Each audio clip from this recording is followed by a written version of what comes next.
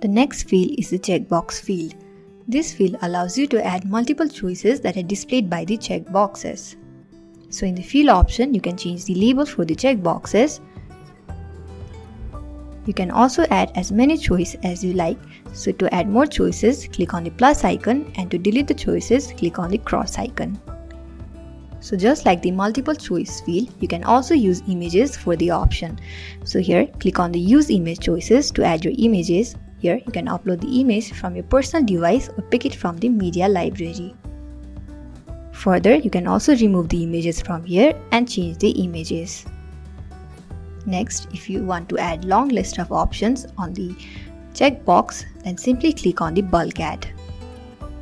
So you can do the bulk add by simply copying and pasting your options in a separate line. Next, you can do it with an option called presets as well. Here, you can choose the preset you want and add it. Or either you can manually type in your options one by one. Here, remember that it should be on the separate lines.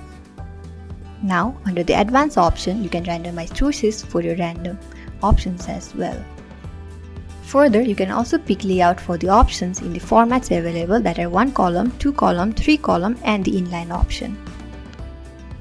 Next, you can also set the choice limit to the number you want from here. Next, you can also set the field visibility among read-only or the hidden option.